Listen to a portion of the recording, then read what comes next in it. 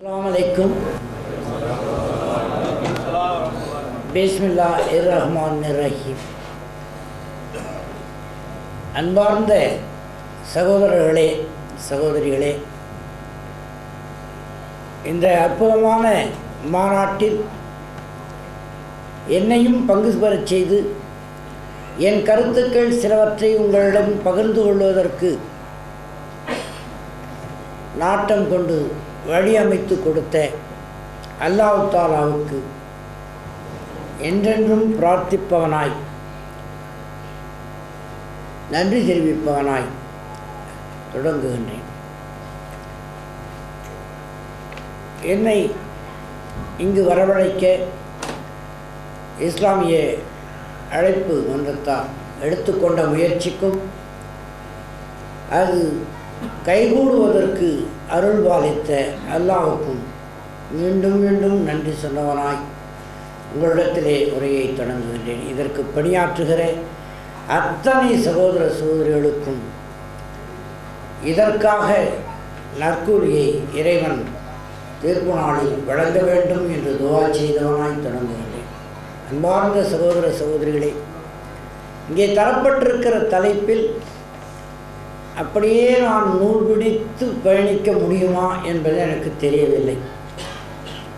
ஏனென்றால் இந்த மாநாடு என்னுடைய பேச்சு இதுவரைக்கும் அர்ஷத் அவர்கள் பேசிய பேச்சு, இதற்கு முன்னாலே பேசப்பட்ட பேச்சுக்கள் எல்லாமும் ஏதாவது ஒரு வகையில் பயன் தர வேண்டும், கேட்கிறவர்களுக்கும் உங்கள் மூலம் கேட்கிறவர்களுக்கும் இங்கே பதிவு செய்யப்பட்டு விநியோகிக்கப்படும் பொழுதும் உள்ளத்திற்குள் பாய்ந்து தங்கி உணர்வுகளாக மாற்றி செயல்பாடுகளாக அவை மிளிர வேண்டும் என்ற நோக்கத்தோடு நான் பேசுகிறேன்.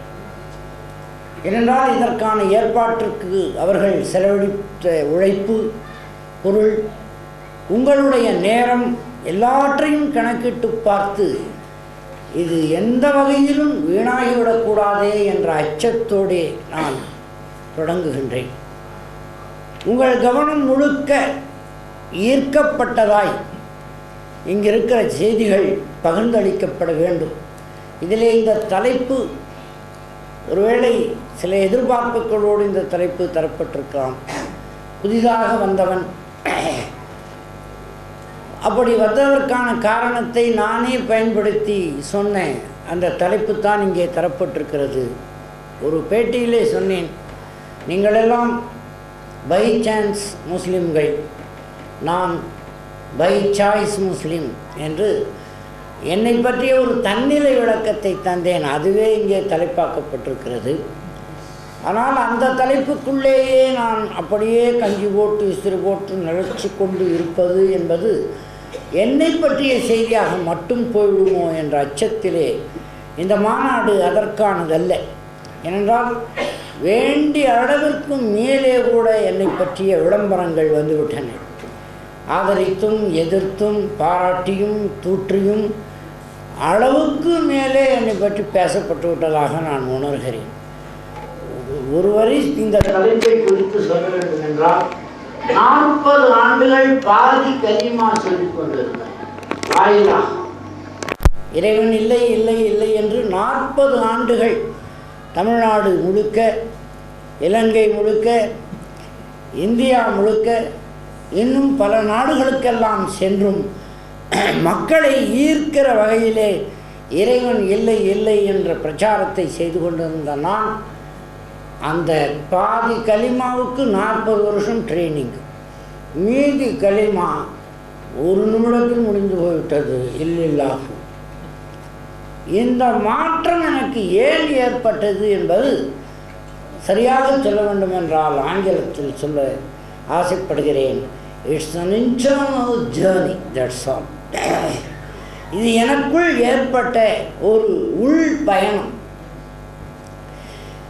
ஏதோ தவறு இழைத்துக் கொண்டிருக்கிறோம் என்று ஊன்றி உணரச் செய்தான் என்னுடைய வகுப்பு தோழனாய் ஒரு 10 ஆண்டுகள், அதாவது 1ஆம் வகுப்பிலிருந்து 11ஆம் வகுப்பு வரை என்னோடு படித்த சிராஜுதீன் என்கிற நண்பனை தற்செயலாக சந்திக்க நேர்ந்தது. 2000 ஆண்டிலே. அவன் பேசி கருத்து எல்லாம் முடித்து வெளியேறும் பொழுது தற்செயலாக சந்தித்த அந்த நண்பன் கட்டி தழுவி சொன்னான், யாரும் இறை மறுப்பாளனாக பிறப்பதில்லை. என் நண்பன் இறை மறுப்பாளனாக இறந்து விடுவது எனக்கு சம்மதமில்லை என்று சொல்லிவிட்டு போய்விட்டான். எனக்கும் அவனுக்கும் சம வயது. அந்த சிராஜுதீன் என்கிற நண்பன். அவனைப் போலவே எனக்கு இன்னொரு நண்பர், நாங்களும் ஒன்றாக படித்த 4 பேர்கள். அதில் ஒருவர் கல்கி பகவானாக இருக்கிறார், இன்னொருவர் தமிழருவி மணியன் என்று தமிழகத்தில் மிகச்சிறந்த பேச்சாளராக திகழ்கிறார். நான் இப்பொழுது அப்துல்லாவாக இருக்கிறேன். இறைவன் 4 திசையில் 4 பேரை வைத்தான். 2 பேரை ஒரு திசையில் கொண்டு வருவதற்கு அவன் அருள் நாடினான். அன்றைக்கு அவர் சொல்லிவிட்டு போய்விட்டார், என் நண்பன் இறை மறுப்பாளனாய் இறக்கக்கூடாது என்று சொல்லிவிட்டு போன பிறகு ஏன் இறை மறுப்பாளனாக இறக்கக்கூடாது என்று என்ன தேடல் தான் 10 ஆண்டுகள் கழித்து அந்த ஈரான் உடையணிந்து உம்ரா செய்கிற அளவிற்கு கொண்டு வந்துவிட்டது. இஸ்லாத்தை ஏற்றுக்கொண்டேன். ஏற்றுக்கொண்ட அந்த இஸ்லாத்தில் நீங்களும் முமின்கள் நானும் முமின் என்கிற சமநிலையை அடைவதற்கு முயற்சி செய்து கொண்டிருக்கிறேன். நீங்கள் மூமின்கள், அந்த வாய்ப்பை அல்லாஹ் தஆலா உங்களுக்கு பிறப்பினாலே வழங்கியிருக்கிறான். ஆனால் எனக்கு பிறப்பினால் வழங்கப்படாத அந்த மூமின் என்கிற நிலை, ஈமான் கொள்ளுவதும் நம்பிக்கைகள் கொள்ளுவதும் 5 கடமைகளை செய்வதும் தீர்ப்பு நாளிலே இறைவன் முன்னாலே ஆகுமானவற்றை செய்தவனாய், தடுக்கப்பட்டவற்றை தவிர்த்தவனாய், மன்னிக்கப்பட்டவனாய், சுவனத்தில் அனுமதிக்கப்பட்டவனாய், நரக நெருப்பிலிருந்து காப்பாற்றப்பட்டவனாய் ஆக வேண்டும். என் கடைத்தேற்றம் ஒன்றையே குறிக்கோளாக கொண்டு வந்தேன். இஸ்லாமியனாக நான் மாறியதற்கு அந்த இறை அச்சம்தான் காரணம். ஆனால் இங்கே வந்துவிட்ட பிறகு நான் தெரிந்து கொண்ட விஷயங்கள், இந்த சமூகத்தில் புரிந்து கொண்ட விஷயங்கள், பிறப்பால் முஸ்லிம்களாக இருக்கிற உங்களுக்கும் என்னை போல் வருகிற படிப்பால் அல்லது அறிவால், இறை நாட்டத்தால், இன்னும் படிப்பால் என்று சொல்வதை விட இறை நாட்டத்தால் ஏற்கப்பட்டிருக்கிற, இறைவனால் ஏற்கப்பட்டிருக்கிற முஸ்லிம்களுக்கும் ஏகப்பட்ட இடைவெளி இருப்பதை நான் உணர்ந்து கொண்டேன். அச்சமூட்டுகிற அளவிற்கு அந்த இடைவெளி இருக்கிறது என்பதை நான் புரிந்து கொண்டேன்.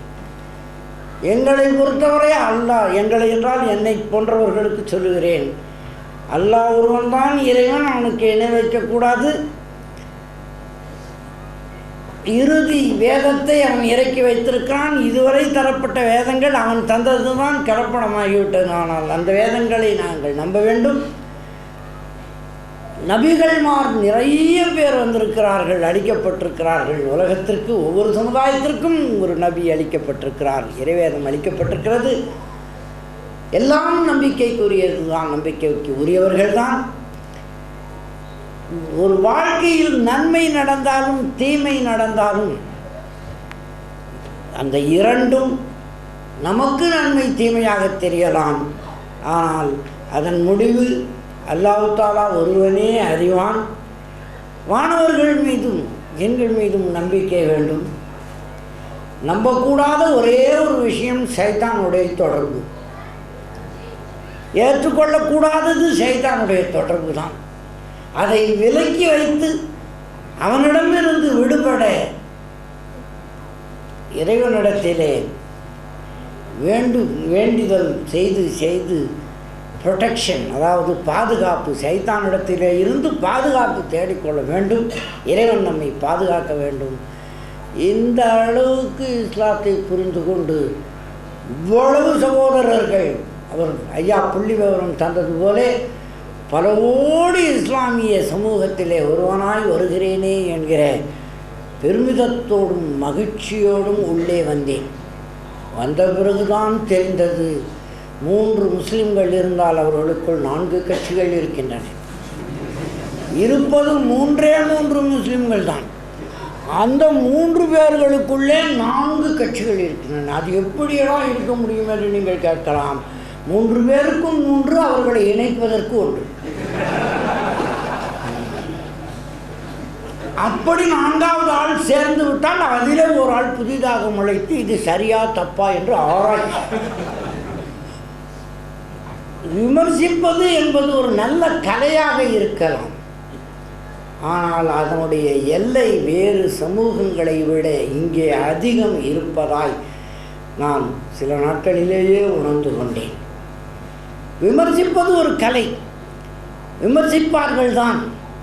இந்து சமயத்தை பற்றி நீங்கள் அறியாதது இல்லை. 30 முக்கோடி தேவர்கள், மூவர்கள், கிண்ணறர்கள், கிம்புடர்கள், அட்டதிக்கு பாலகர்கள், அவரவருக்கு சேவகர்கள். அந்த சேவகர்களுக்கெல்லாம் மனைவிகள், பிள்ளைகள் எல்லாம் இருக்கும். இவ்வளவு பரந்துபட்ட நம்பிக்கை உடையவர்கள் நிலை நிறுத்தி கேட்டால் ஒரு கடவுள் தான் என்று சுலபமாக சொல்லிவிடுவார்கள். அப்போ இவ்வளவு நேரம் 30 முக்கோடி தேவர்கள், மூவர்கள், கிண்ணறர்கள், கிம்புடர்கள், அட்டதிக்கு பாலகர்கள், அவரவருக்கு சேவகர்கள்னு சொன்னீங்களே, அதெல்லாம் அதுவும் தான் இதுவும் தான். அதை கேட்குறவனுக்கு அது, இதை கேட்குறவனுக்கு இது. ஆனாலும் அவர்கள் ஒன்றில் நிலை பெற்றிருப்பார்கள்.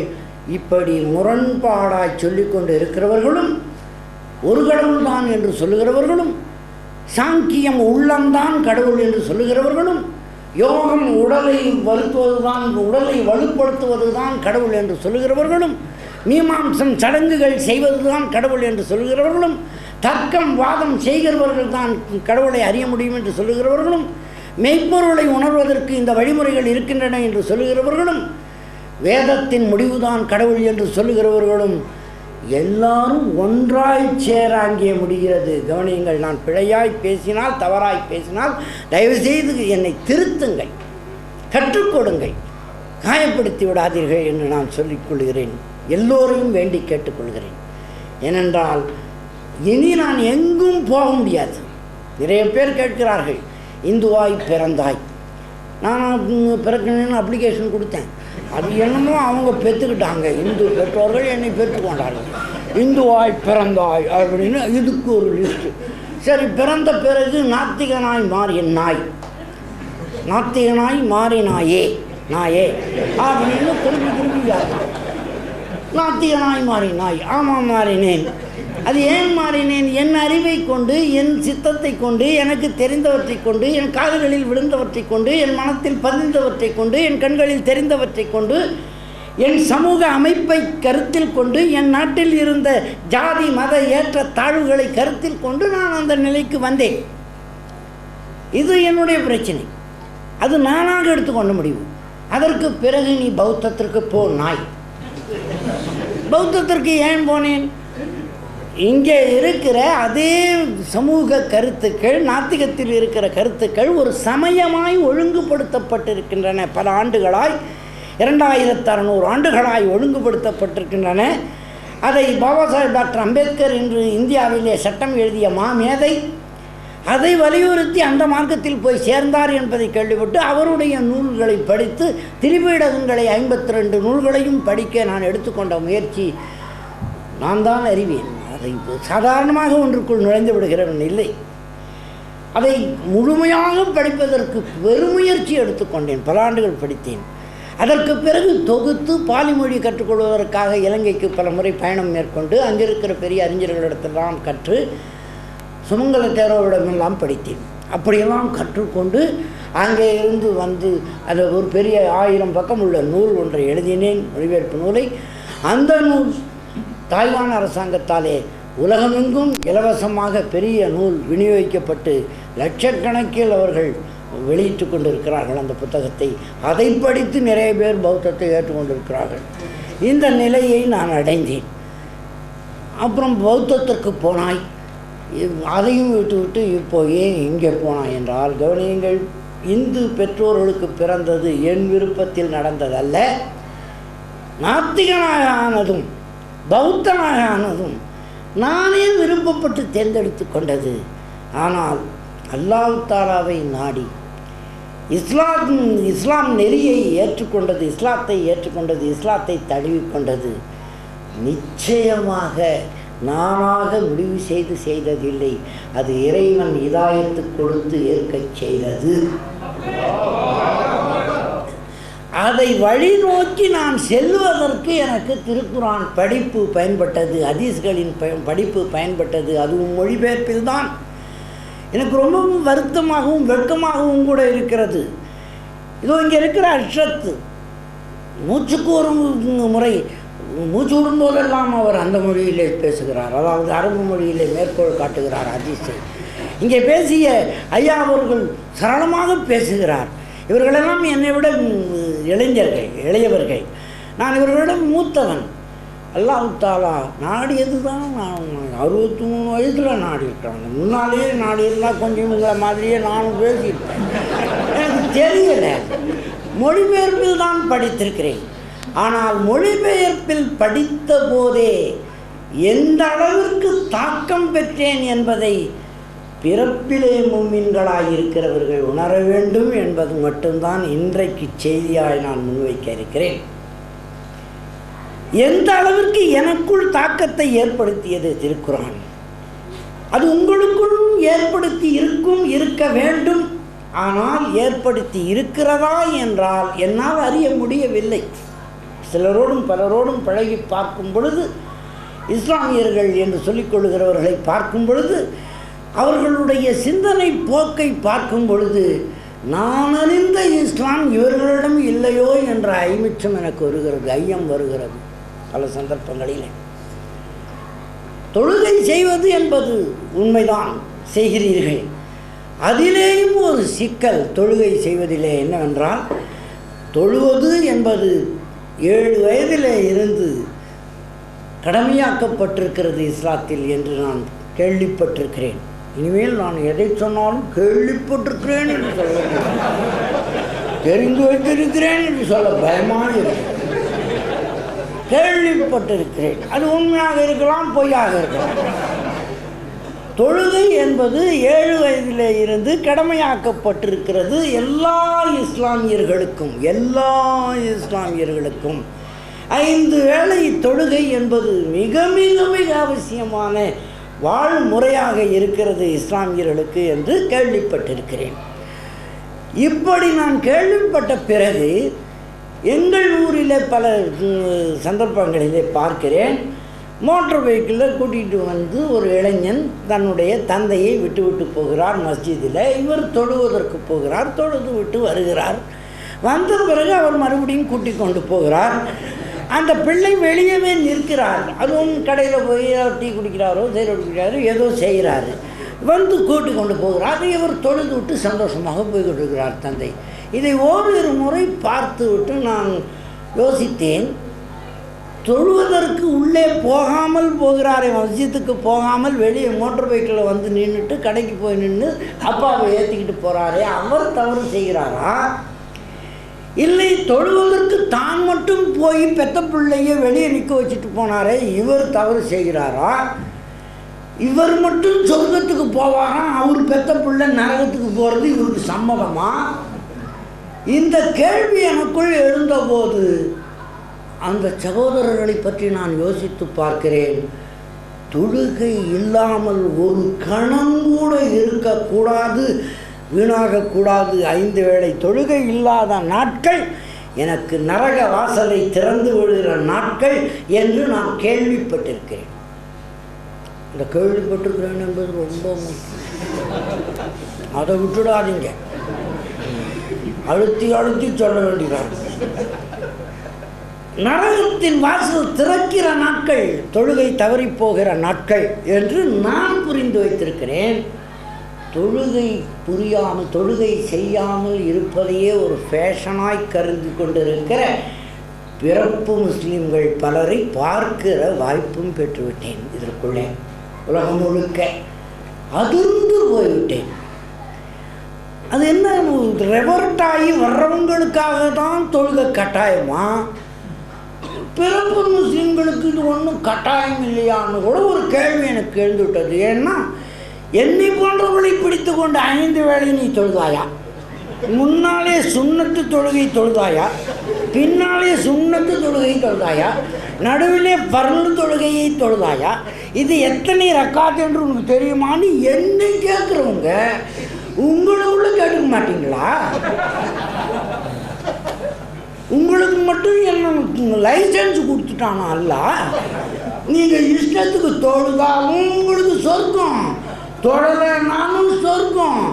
எங்களுக்கு மட்டும்தான் தொழுதா கூட நீங்கள் சொல்கிற மாதிரி தொழலைன்னா சொர்க்கம் இல்லை. இது கொஞ்சம் ஓவராக தெரியல உங்களுக்கு? பரவான தொழுகைக்கு முன்னாலே எத்தனை பின்னாலே எத்தனைன்னு எங்களுக்கு சொல்கிறீங்களே, நீங்கள் செய்கிறீங்களான்னு கேட்டால் அது ஒன்றும் கட்டாயம் மாதிரி தெரியலையே எனக்கு. மீண்டும் மீண்டும் சொல்லுகிறேன், ஐயா கூட சொன்னார், வாய் சொல்லாலே இஸ்லாத்திற்கு இந்த உலகத்தை வரவழைத்து விடலாம் உலக மக்களை என்று கருதினால் நாம் ஏதோ தவறு செய்கிறோம் என்று நான் கேள்விப்பட்டிருக்கிறேன்.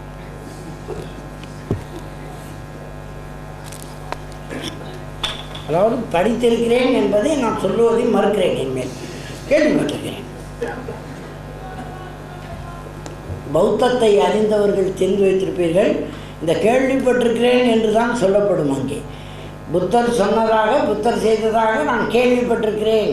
Thus I have heard that Lord Buddha has said என்று தான் வரும். இலங்கையிலிருந்து வந்தவர்கள் கட்டாயம் அறிந்திருப்பீர்கள். அதுபோல நான் சொல்ல வேண்டிய கட்டாயத்திற்கே என்னை ஆளாகி விட்டார்கள். நான் படித்திருக்கிறேன் என்று சொல்வதை விட கேள்விப்பட்டிருக்கிறேன் என்று சொல்லுவது வசதியாக இருக்கும் என்று கருதி தான் சொல்லுகிறேன். எங்கே எல்லோருக்கும் தொழுகை கடமையாக்கப்பட்டிருக்கும் பொழுது தொழுகை ஏன் செய்வதில்லை? செய்யாமலே சொர்க்கத்துக்கு போவதற்கு உங்களுக்கு ஏதாவது குறுக்கு வழி வைத்திருக்கிறான் அல்லாஹ் தஆலா? இதை பரிசீலித்து பார்க்க வேண்டும். வாய் சொல்லாலே மற்றவர்களை, உலகத்தை இங்கே இஸ்லாத்தின் பக்கம் ஈர்த்து விடலாம் என்று நினைத்தால் அது ஒருவேளை தவறாக போகுமோ என்று நான் அஞ்சுகிறேன்.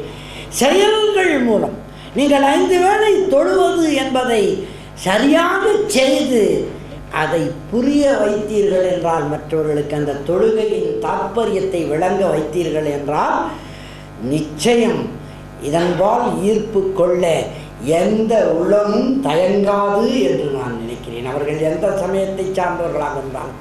என்றால் இன்றைக்கு விஞ்ஞானத்தில் மிக எளிதாக புரிகிற ஒரு செய்தி இருக்கிறது. இந்த செல்போன் எடுங்க ஐயா. இது ஒரு நாள் முழுக்க பேச வேண்டும் என்றால் இதற்கு நிச்சயம் நீங்கள் இரவிலே சார்ஜ் செய்ய வேண்டும் என்பதை நீங்கள் அறிந்திருப்பீர்கள். சார்ஜ் செய்யலைன்னா இது பேசாது. இதே போல்தான் மனிதன் பல சந்தர்ப்பங்களிலே தன்னுடைய சிந்தனையாலே, சொற்களாலே, செயல்களாலே இறைவன் தந்த சக்தியை இழந்து கொண்டே இருக்கிறான். எல்லா மனிதர்களும் இழந்து கொண்டு இருக்கிறோம். உண்மைதானே நான் சொல்வது? நம்முடைய சிந்தனையாலே, நம்முடைய சொற்களாலே, நம்முடைய செயல்களாலே நமக்குள்ளே போடப்பட்ட அந்த பொட்டென்ஷியாலிட்டி, இறைவன் தந்த சக்தி, அதை இழந்து கொண்டே இருக்கிறோம். நல்லதை பேசும் பொழுது சக்தி ஏறுகிறது, தீயதை பேசும் பொழுது சக்தியை இழந்து விடுகிறோம். நல்லதை எண்ணும் பொழுது சக்தி ஏறுகிறது, தீயதை எண்ணும்போது சக்தியை இழந்து விடுகிறோம்.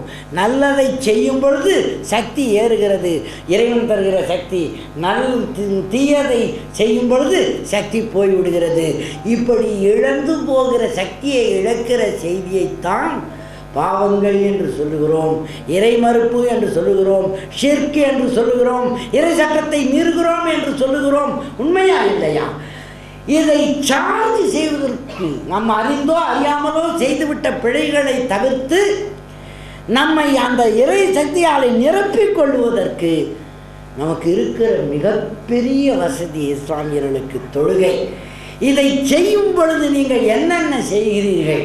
குனிகிறீர்கள், நிமிர்கிறீர்கள், மன்னிக்க வேண்டும், குனிகிறோம், நிமிர்கிறோம். நானும் தானே செய்கிறேன், நீங்கள் என்று சொல்வதை கொஞ்சம் ட்ராக் மாற்றிக்கொள்ள வேண்டும். நாம் செய்கிறோம், நிமிர்கிறோம், குனிகிறோம், சுஜித் செய்கிறோம், தரையிலே நிலத்திலே நம்முடைய நெற்றியை துவைக்கிறோம், மறுபடியும் எழுகிறோம், சூறாக்களை சொல்லிக் கொண்டிருக்கிறோம். சூறாக்கள் என்பதிலே அல்பாத்தியாவை 2 முறையேனும் சொல்லுகிறோம். என்ன காரணத்தினாலே அதை சொல்லுகிறோம்? அந்த அல்பாத்தியா என்பது குர்ஆனுக்கு தாய்ப்பகுதியாக இருக்கிறது. உம்மத்தார்கள் எல்லோருக்கும் நல்வழி காட்டுகின்ற நேர்வழியாக அது இருக்கிறது. குர்ஆனின் மொத்த சாரமாகவே இருக்கிறது அது. அதனாலே அதை மீண்டும் மீண்டும் ஓதுகிறோம். அது என்ன சொல்லித் தருகிறது? இறைவன் தன்னை மனிதன் நினைவு கூறுவதற்கு மிகச்சரியான வழிமுறையை கற்றுக் கொடுத்தது அல்பாத்தியா என்று உணர்ந்து இறைவனை நினைவு கூறுகிறோம். அவன் சொல்லிக் கொடுத்த மொழியிலே, அவன் சொல்லிக் கொடுத்த வழியிலே நாம் நினைவு கூறுகிறோம்.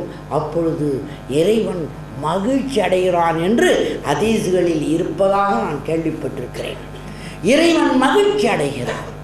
அவன் மகிழ்ந்து மகிழ்ந்து நமக்கு எல்லா விதத்திலும் சக்தியை ஏற்றி கொடுக்கிறான் என்று நான் நம்புகிறேன். ஆக இந்த தொழுகை என்பதிலே இவ்வளவு நன்மை இருக்கிறது.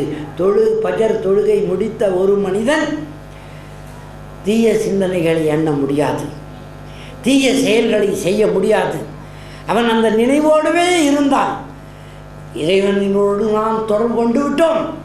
பிடரின் நரம்பை விட நெருக்கமாக இருக்கிறான் இறைவன். நமக்கு நம்மை எல்லா விதத்திலும் கண்காணித்து கொண்டிருக்கிறான் என்ற உணர்வோடு அர்ஷிலே இருக்கிறான் என்றாலும் கூட அந்த இறைவன் அல்லாஹ் தஆலா எல்லாவற்றையும் அறிந்தவனாய் இருக்கிறான். மறைவானவற்றை எல்லாம் நமக்கு புரியாதது எவ்வளவோ இருக்கிறது. அது என் விஞ்ஞான பகுதிக்கு நான் வரும்போது சில செய்திகளை பகிர்ந்து கொள்கிறேன். புரியாமல் முட்டிக்கொள்ளுகிற போதெல்லாம் திருக்குர்ஆன் பக்கம் திரும்பி பார்த்தால், நான் 3.5 ஆண்டுகள் எடுத்துக்கொண்டு படித்தேன், மொழிபெயர்ப்பில் தான் படித்தேன், இப்பொழுதும் படித்து கொண்டிருக்கிறேன். திருக்குர்ஆனிலே நேரம் கிடைக்கும் போதெல்லாம் எங்கே நாங்கள் விஞ்ஞானத்தில் முட்டிக்கொள்கிறோமோ அந்த இடத்தை திருத்தி சீர் செய்து ஒரு ஓப்பனிங் தருவதற்கு திருக்குர்ஆனால் மட்டுமே முடிகிறது. உலக நூல்களிலே திருக்குர்ஆனால் மட்டுமே முடிகிறது. வேறு நூல்களையெல்லாம் ஓரளவுக்கு படித்து பார்த்து பயிற்சி பெற்றவன் தான். இந்தியாவிலே இருந்து வந்திருக்கிறவர்கள், என் பேச்சை ஏற்கனவே கேட்டவர்கள், தமிழகத்திலிருந்து வந்திருக்கிறவர்கள் யாரும் இருந்தீர்கள் என்றால் அறிவீர்கள். மிகச் சாமர்த்தியமான பேச்சாளி நான். முதலமைச்சர் கூட பலமுறை சொல்லியிருக்கிறார், தமிழகத்தின் தலை சிறந்த பேச்சாளர் யார் என்று கேட்டால் அது பெரியார்தாசன் தான் என்று எங்கள் முதலமைச்சர் பலமுறை சொல்லியிருக்கிறார். பேசியே அதிகம் சம்பாதித்தவன் பெரியார்தாசன் என்று ஒரு முறை சொல்லிவிட்டார். இன்கம் டேக்ஸ் லட்சக்கணக்கில் சம்பாதிக்கிறான் அப்படின்னு சொல்லிவிட்டார். அந்த அளவிற்கு நான் புகழ் பெற்றவனாக இருந்தும் இப்பொழுது அடக்கத்தோடு தெரிவிக்கிறேன், இப்பொழுது நான் பேச்சு சாமர்த்தியத்தில் பேசவில்லை, இறையச்சத்தோடு பேசிக்கொண்டிருக்கிறேன். இதுதான் மாற்றம். இறையச்சத்தோடு பேசிக்கொண்டிருக்கிறேன். அந்த தொழுகை என்பது என்னை என்ன ஆக்குகிறது என்பதை நான் சொல்லுகிறேன். நான் பிறப்பால் முஸ்லீம் இல்லை, நான் ஏற்றுக்கொண்டு வந்தவன் தான், பை சாய்ஸ்.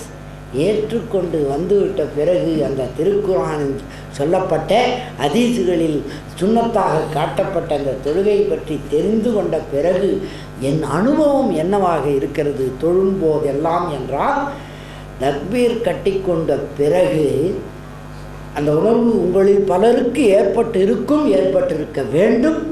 ஏற்படவில்லை என்றால் அல்லாஹ்வை துஆ கேட்கிறேன், உங்களுக்கு அது ஏற்பட வேண்டும். தக்பீர் கட்டிய உடனே எனக்கு அப்படித்தான் முதல்ல சொன்னார்கள். தக்பீர் கட்டிய உடனே நீங்கள் நேரடியாக இறைவனோடு தொடர்பு கொண்டு விட வேண்டும்.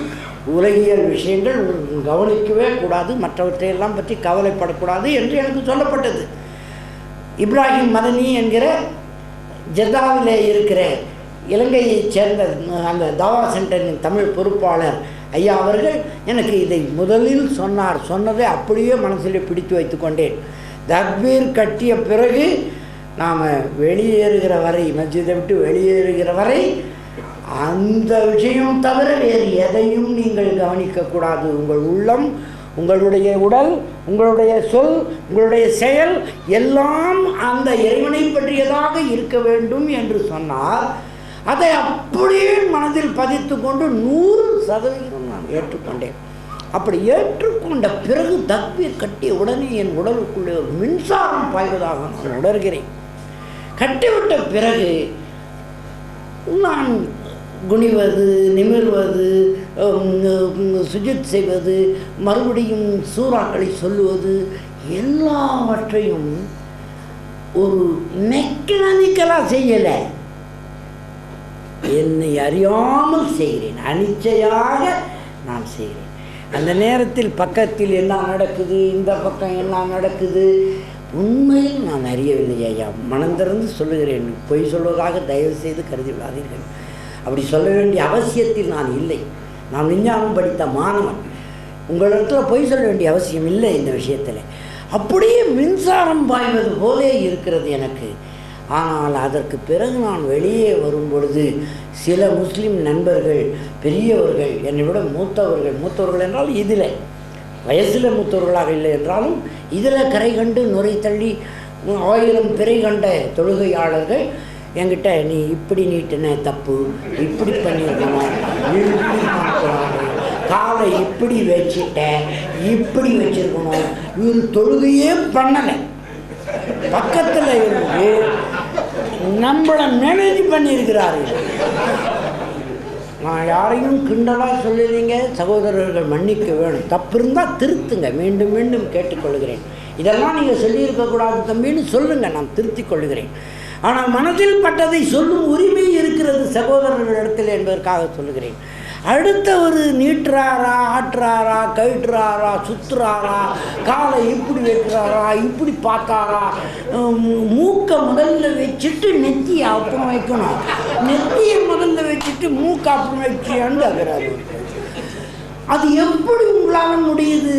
தக்பீர் கட்டிய உடனே நான் இந்த உலகத்தில் இல்லை, என்னுடைய நப்ஸ் அங்கே அவனோடு தொடர்பு கொள்ளுகிறது. இதுதான் தொழுகையினுடைய சிறப்பு என்று நான் கருதுகிறேன். இந்த உணர்வு வந்துவிட்ட பிறகு எனக்கு என்ன நடக்குதுன்னே தெரியறதில்லை. செல்ஃபோன் விழுது, அது விழுது, இது விழுது அப்படின்னு என்ன சொல்கிறார் ஒருத்தர். உங்கள் செல்ஃபோன் கீழே விழுந்தது அப்படின்றார். தக்பீர் கட்டின பிறகு உனக்கு எப்படி அது ஏன் செல்ஃபோன் விழுந்தது? இப்படி கட்டின அதை விட பெரிய கொடுமையெல்லாம் நடந்ததுங்க. சொல்கிறதுக்கு வெக்கமாக கூட இருக்குது. இப்படி பிடிக்கக்கூடாது, இது ஹனபியா, இப்படி பிடிக்கணுமா, அதுதான் சாயிபியா, அதுலேயும் இங்கே வைக்கக்கூடாது, இங்கே தான் வைக்கணுமா அப்படின்னு ஒருத்தர் சொல்லிட்டு போயிட்டாருன்னு நான் இங்கே வச்சா அந்த பக்கம் இருக்கிறவரு என்ன பிடிச்சிக்கிட்டு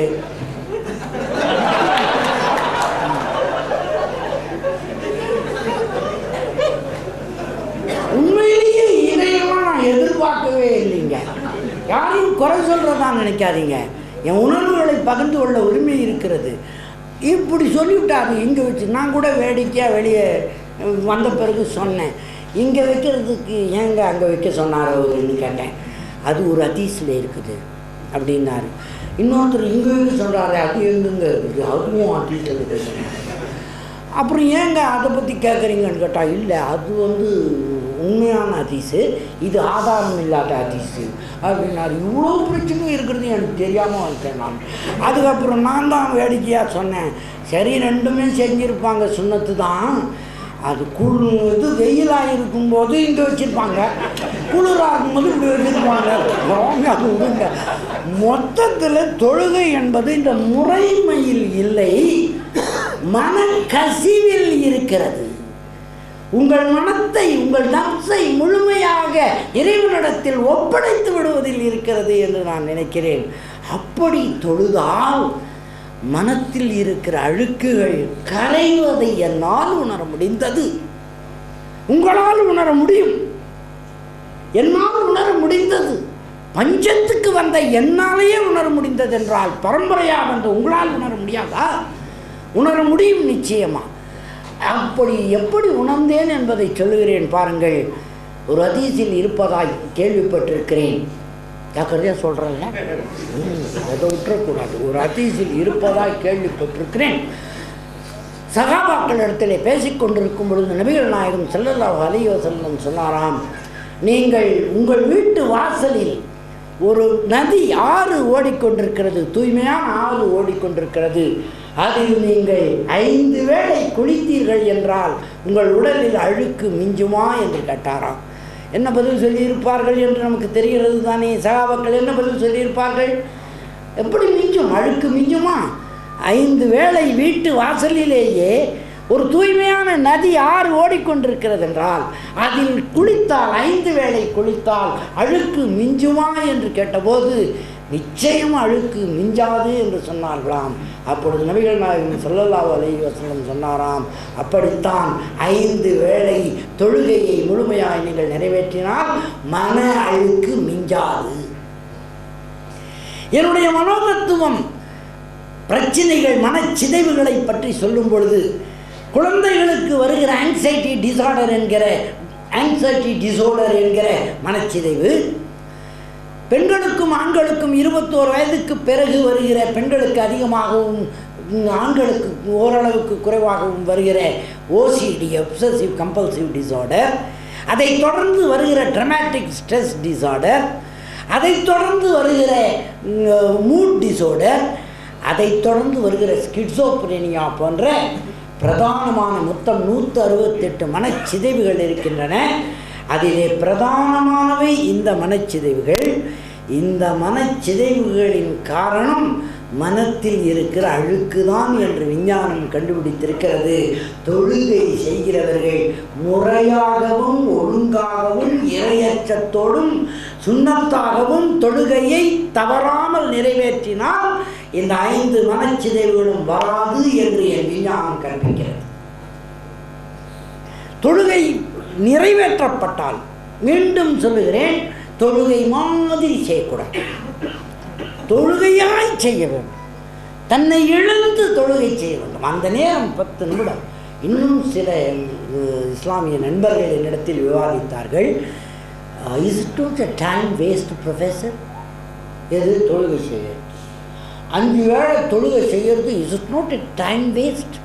இந்த அரபுக்காரங்க தான் வேறு வேலை இல்லாமல் வேலை செய்யாமல் நடிக்கிறதுக்காக வேணும்னே அவங்க வேலை செய்கிறத தள்ளி போடுறதுக்காக சலா சொல்லிக்கிட்டு மூட்டு போயிடுறாங்க. Is it not a time waste அப்படின்னு ஒரு நண்பர் என்னிடத்தில் கேட்டார். நான் அதிர்ச்சி அடைஞ்சு விட்டேன். அதுவா டைம் வேஸ்ட்டு? அது மட்டும்தான் டைம் யூஸ், மற்றதெல்லாம் டைம் அப்யூஸ். அந்த தொழுகை நேரத்தில் தான் டைம் யூஸ் ஆகுது, மற்ற நேரமெல்லாம் டைம் அப்யூஸ் ஆகுது. எப்படின்னு கேட்டால், அங்கே தான் உங்களால் தீயவற்றை சிந்திக்க முடியவில்லை, தீயவற்றை சொல்ல முடியவில்லை, தீயவற்றை செய்ய முடியவில்லை. மற்ற நேரங்களிலெல்லாம் சுதந்திரமாய் தீயவற்றை சிந்திக்கிறீர்கள். யாருக்கு ஆப்பு வைக்கலான்னு ஆராய்ச்சியே நடக்குது மனசுக்குள்ள. எவன் கால வாரலான்னு ஆராய்ச்சியே நடக்குது. கட்டிய மனைவியையே என்ன பண்ணலாம், ஓய்ஸ் கட்டிடலாமா, மனைவியும் கணவனும் ஓய்ஸ் கட்டிடலாமா, அண்ணன் தம்பிங்க சொத்தை பறிச்சிக்கலாமா, ஏதாவது ஒரு தீய பிளான் ஓடிக்கிட்டே இருக்குது. மனம் இச்சையை நோக்கி, தீயதை நோக்கி போய்கொண்டே இருக்கும் பொழுது தொழுகை நேரத்தில் தான் அது சாத்தியம் இல்லாமல் இருக்கிறது. அந்த நேரம்தான் யூஸ் ஆகுது, மீதி நேரமெல்லாம் அப்யூஸ் ஆகுது. இதில் சில பேருக்கு ஒரு பிரச்சனை, என் குழந்தை நல்லா தான் தொழுதுகிட்டு இருந்தான், பிள்ளை திடீர்னு தொழமாட்டேங்கிறான் அப்படின்னு சொல்கிறாரு. தவறாக நினைக்காதீர்கள், மனோதத்துவம் படித்தவன் ரொம்ப போதனை செய்கிறேன்னு நினச்சிக்காதீங்க. பிள்ளை தொழமாட்டேன் என்கிறான் என்றால் நீங்கள் உண்மையாக தொழுகையை நேசித்து செய்வதிலே இருந்து கொஞ்சம் விலகிவிட்டீர்கள் என்று அர்த்தம். நீங்கள் 10% விலகினால் பிள்ளை 90% விலகி விடுவான். அவனுக்கு சொல்லி சொல்லி பண்ணிடலான்னு நீங்கள் நினைக்கக்கூடாது. நேரம் ஆகுது, போடா அசருக்கு தொழு, நான் கடைக்கு போயிட்டு வந்துடுறேன் என்று நீங்கள் சொன்னால் அவன் எப்படி செய்வான்னு நினைக்கிறீங்க நீங்கள்? இல்லையா? பை சாய்ஸ் முஸ்லீம்களுக்கு சான்ஸே இல்லைங்க. பை சான்ஸ் முஸ்லீம்களுக்கு தான் இந்த சாய்ஸ் எல்லாம் இருக்குது. பை சான்ஸ் முஸ்லீம்களுக்கு இந்த சாய்ஸ் இருக்குது. நீங்கள் தொழுதா தொழுவீங்க, தொழனா போவீங்க. ஆனால் பை சாய்ஸ் வந்துட்டு எங்களுக்கு சான்ஸே இல்லைங்க. ஏன்னா நாங்களாக விரும்பி ஏற்றுக்கொண்டதிலிருந்து எப்படியா நான் விடுபட முடியும்? ஏன் விடுபட வேண்டும்? என்னை யாரும் கூப்பிட்டு இழுத்து விடலையே. அப்படி இழுத்து விட்டான் அல்லாஹ் என்னை புஷ் பண்ணி இங்கே தள்ளி விட்டது நான் கற்ற விஞ்ஞானம், சைக்காலஜி. 40 ஆண்டுகளுக்கு மேல் விஞ்ஞான மாணவனாக இருக்கிறேன். அதிலே குடும்பத்தில் வருகிற பிரச்சனையிலே இருந்து, குழந்தைக்கு வருகிற மனப்பிரச்சனையிலே இருந்து, சிறுவர்களுக்கு வருகிற மனப்பிரச்சனையிலே இருந்து, கல்வியில் வருகிற பிரச்சனையிலே இருந்து, திக்குவாயி போன்றவற்றிலே இருந்து, கைகால் வலிப்பிலே இருந்து, மனத்துக்குள் குரல் கேட்கிறது என்கிற பிரச்சனையில் இருந்து, கணவன் மனைவிக்குள்ளே சண்டை சந்தேகம் வருகிறதிலே இருந்து, பிள்ளை சொன்னால் கேட்க மாட்டேன் என்கிறான், முரடாக இருக்கிறான் என்பதில் இருந்து, எல்லாவற்றுக்கும் மனத்திலே இருக்கிற சிக்கல், மனச்சிதைவு, மனச்சிதறல் தான் காரணம் என்று கண்டுபிடித்து அதற்கான காரணங்களை மனத்திலிருந்து நீக்குகிற வைத்தியன் சொல்லுகிறேன். 5 வேளை தொழுகை மட்டுமல்ல, சரியான இஸ்லாமியராய் ஒருவர் இருந்தால் அவருடைய பிள்ளை மாறுபாடாக இருக்க சான்ஸே கிடையாது. உங்களுடைய சிந்தனை இறை நெறி சட்டத்தை அறிந்து பின்பற்றுவதாய், முழுமையாய் பின்பற்றுவதாய், உணர்ந்து பின்பற்றுவதாய் இருக்கிறார்கள். இந்த வரியை மட்டும் மீண்டும் சொல்கிறேன். இறை நெறி சட்டத்தை முழுமையாய் அறிந்தவராய். அதுக்குன்னு பெரிய அளவு முழுசா படிச்சு இருக்கணும்னு அவசியம் இல்லை. நான் கூட ஒரு இடத்தில் சொன்னேன், அது கூட விமர்சனம் பண்ணாங்க. மீண்டும் சொல்கிறேன், இனிமேல் விமர்சனம் பண்ணா அதுக்கு கவலைப்படாத அளவுக்கு தோல் தெளிப்பாயிடுச்சு. ஏன்னா கேட்டு இந்த 90 நாளுக்குள்ளேயோ படாதபாடு பட்டேன். எது சொன்னாலும் தப்பு. அதனால பயமா இருக்கு. சொல்லாம விட்டுறதுக்கும் மனசு இல்லை. ஒரு பக்கத்திலே ஆயிரக்கணக்கான இஸ்லாமிய சகோதரர்கள் என்னை சொல்லுன்னு கூப்பிடுறாங்க. என் உறவினர்களையும் நண்பர்களையும் இழந்து விட்டிருக்கிறேன். பல பேட்டிகளில் பார்த்திருக்கிறேன். ஒருத்தர் கூட என்கிட்ட பேசுறது இல்லை. என்னுடைய நண்பர்களிலே 2-3 பேர் தான், அதுவும் இங்கிலாந்தில் தான் உலகமெல்லாம் இருக்கிற நண்பர்களும் உறவினர்களும் நான் முஸ்லீம்கள். ஒருத்தர் கூட என்கிட்ட இன்னும் பேசலை. 2-3 பேர் தான் பேசியிருக்காங்க. அவங்க இங்கிலாந்தில் அசோகன் ஒருவர், அதில் ஒருவர் அசோகன். அவர் தான் கொஞ்சம் சகஜமாக என்கிட்ட பேசிக்கிட்டு இருக்கிறார். மற்றவர்கள் யாருமே என்கிட்ட தொடர்பு கொள்ள மாட்டேங்கிறாங்க, பேச மாட்டேங்கிறாங்க. அங்கே புறக்கணிக்கப்பட்டு விட்டேன். ஆனால் அதுக்கு நான் வருந்துகிற நிலையில் இல்லை. ஏனென்றால் இறைவன் எனக்கு லட்சக்கணக்கான கோடிக்கணக்கான சகோதரர்களை உருவாக்கி கொடுத்திருக்கிறான். புதிய உறவுகளை உண்டாக்கி கொடுத்திருக்கிறான். அன்பு காட்டுகிறீர்கள். சில பேர் எல்லாத்துக்கும் என்னை விமர்சிச்சுட்டு இருக்கிறாங்க. இதிலேயே அவர்களுக்கு பதில் சொல்வதற்காக இதை சொல்லவில்லை. ஆனால் பை சான்ஸ் வந்திருக்கிற எங்களுக்கு சாய்ஸே இல்லை. இறைநெறி சட்டத்தை முழுமையாய் அறிந்தாக வேண்டும். அதற்கென்று முழுமையாக என்றால் பெரிய பெரிய ஆலிம்கள் மாதிரி 7 வருஷம் 10 வருஷம் படிச்சுட்டு தான் இஸ்லாமை தெரிஞ்சுக்கணும்னு நான் நினைக்கல. அது எங்களால் முடியவும் முடியாது. ஆனால் நபி மொழிகளை தொகுத்து வழங்கியிருக்கிறார்களே, 40 நபி மொழிகள்னு சொல்லி ஒரு புத்தகம் இருக்கிறது. அதில் ஒன்று போனஸாக வேறு போட்டுக்கிறாங்க. 41 கொடுத்து 40 நபி மொழிகள்னு மேலே போட்டுக்கிறாங்க. அந்த 40 படித்து பின்பற்றுனா போதும் ஒரு வருஷத்துக்கு. அதற்கு பிறகு 400 நபி மொழிகள் தொகுக்கப்பட்டிருக்கிறது. அதை படித்து ஒரு 3 வருஷத்துக்கு வச்சுக்கலாம். இதை பின்பற்றுறேன் அப்படின்னு. 4வது வருஷத்தில் சைகுல் புகாரி முதல் வால்யூம் படித்து பின்பற்றுறேன்னு வச்சுக்கலாம். ஏன்னா எல்லாரும் ஆளுங்கள மாதிரி அப்படியே கரை கண்டு நுர தள்ளி உள்ளே புகுந்து எழுத்தை வாங்கி கோத்து படித்து இலக்கணமாக அப்படியே படித்து இருக்கணும்னு அவசியம் இல்லை. அது நமக்கு உலகியல் ஓட்டம் இருக்கிறது.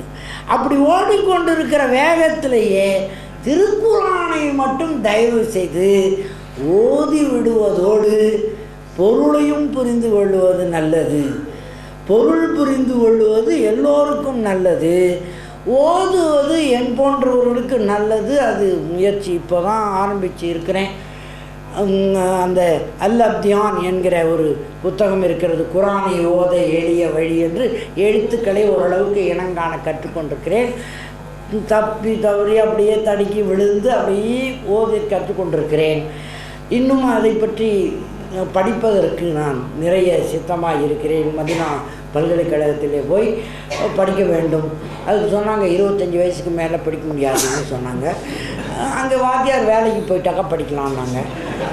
என்னுடைய கல்வியை வைத்துக்கொண்டு அங்கேயே நான் வாத்தியாராக ஆகி உஸ்தாதாகி அதுக்குள்ளேயே நான் படிக்கிறதையும் சேர்த்து செய்யலான்னு திட்டமிட்டிருக்கிறேன். இன்ஷா அல்லாஹ் அது நிறைவேற வேண்டும். எனக்காக நீங்கள் துவா செய்யுங்கள். அப்படி படிச்சுட்டு வர்றது தப்பு இல்லை. ஆனால் படிக்கிறதுங்கிறது எவ்வளோ வேணால் படிச்சுக்கிட்டே இருக்கலாம். இஸ்லாத்துக்குள்ளே நுழைவதில் ஒரு பெரிய வேடிக்கை என்னென்றால், மற்ற மார்க்கத்துக்குள்ளே நுழைவது என்பது கவனியுங்கள், கேட்டு ரொம்ப பலமாக மூடப்பட்டிருக்கும். தட்டி தட்டி தட்டி ஒட்டி ஒட்டி உரசி உரசி உள்ளே போகணும். ஆனால் இஸ்லாத்தில் செலந்தி வலையில் தான் கேட்டு போட்டுருக்கும். அப்படி தாட்டினா திறந்துக்கும். செலந்தி வலை கேட்டு இன்னும் ரொம்ப பவர்ஃபுல் கேட்டால் தாட்டினா திறந்துக்கும். சும்மா தட்டிட்டு உள்ளே வந்துடலாம்.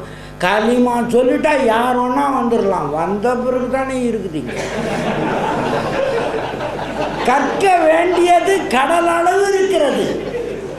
கற்றுக்கொண்டே இருக்கலாம் மௌத்தாகிற வரைக்கும். இறைவன் அழைத்து கொடுத்தால் கற்றுக்கொண்டே இருக்கலாம். அவ்வளவு இருக்கிறது.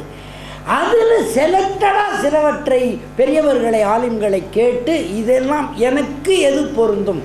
கணவன் மனைவியாய் குடும்ப வாழ்வு நடத்தி கொண்டிருக்கிறோம், பிள்ளைகளை பெற்றிருக்கிறோம், தொழில் செய்து கொண்டிருக்கிறோம், தொழுகை போன்றவற்றை கடமையாக கொண்டிருக்கிறோம், இஸ்லாத்தில் இருக்கிறோம்.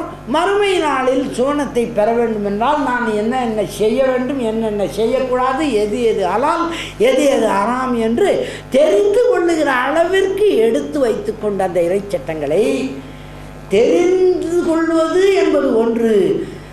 தெரிந்தவற்றை மனம் அறிய அல்லாஹ் அறிய மீறாமல் வாழ்வது என்பது இன்னொன்று. வேண்டுமென்றுதான் நிறுத்துகிறேன் இந்த இடத்துல. அது உங்கள் மனத்திற்குள்ளே பாய வேண்டும் என்பதற்காக. தெரிந்து கொள்வது வேறு.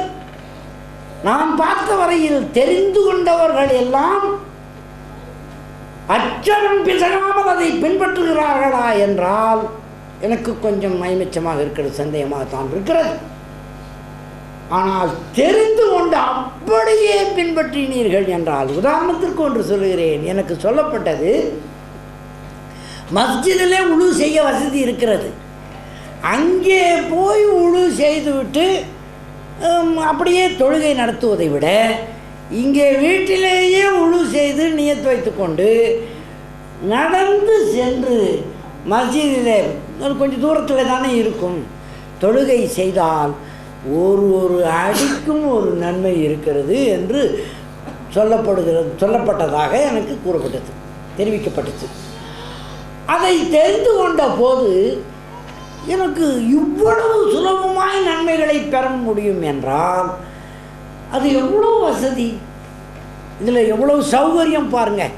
அதுதான் சொன்னேன், உலகத்தில் மற்ற மார்க்கங்கள் எல்லாம் மன இச்சையை அப்படியே கொன்று போட்டுவிட்டு துறவியாக போ, காட்டுக்கு போ, கனிகளை பூசி காய்களை பூசி பட்டினி கிடந்து சாவு, அப்படியே நேராக சொர்க்கத்துக்கு போன்னு சொல்லும் பொழுது எல்லா உலகியல் இன்பத்தையும் அளவாக சரியாக ஆண்டவன் அறிய அவன் கொடுத்த இறை சட்டப்படி வஞ்சகம் இல்லாமல் தவறு இல்லாமல் அன்போடும் அறிவோடும் ஆற்றலோடும் தெளிவோடும் தேர்ச்சியோடும் உழைப்போடும் ஊக்கத்தோடும் முயற்சியோடும் பொருள் ஈட்டுவதிலே இருந்து புகழ் ஈட்டுவதிலே இருந்து இன்பம் ஈட்டுவதிலே இருந்து முறை பெறாமல் வாழ்வதற்கு லகுவான ஒரு மார்க்கம் உலகத்தில் இருக்கிறது என்றால் இஸ்லாம் மட்டுமே. உலகம் இதை நோக்கி வந்தாக வேண்டும். உலக மக்கள் எல்லோருக்குமான தீர்வு இதில் இருக்கிறது. நபிகள் நாயகம் ஸல்லல்லாஹு அலைஹி வஸல்லம் சொன்னதாக நான் கேள்விப்பட்டிருக்கிறேன். அந்த கருஞ்சீரகத்தை பற்றி மரணத்தை தவிர மற்ற எல்லாவற்றுக்கும் மருந்தாக இருக்கிறது என்று சொல்லியிருக்கிறார். நான் உண்மையிலேயே செய்து பார்த்தேன். அதை படித்துவிட்டு நபி மருத்துவம் என்கிற ஒரு நூலில் படித்தேன்.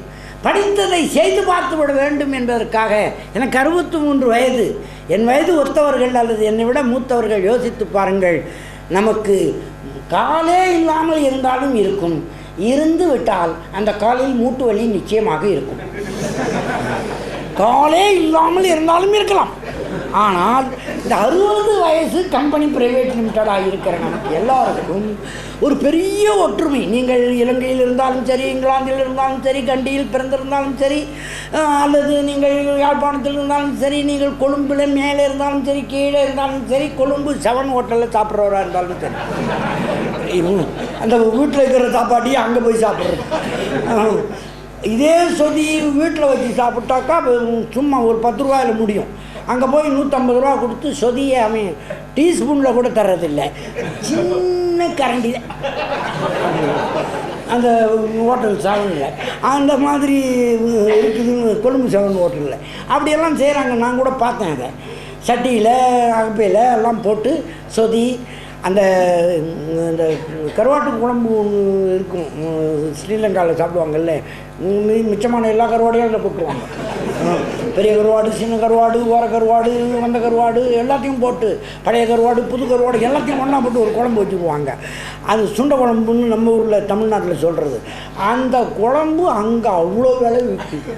இப்படியெல்லாம் அங்கே நீங்கள் எங்கிருந்து வந்தாலும் சரி, இந்த 60 வயசுக்கு மேற்பட்டவர்களுக்கு ஒரு பெரிய ஒற்றுமை. நீங்கள் இங்கிலாந்தில் இருந்தாலும் சரி, அமெரிக்காவில் இருந்தாலும் சரி, எல்லாருக்கும் ஒரு ஒற்றுமை இருக்குது.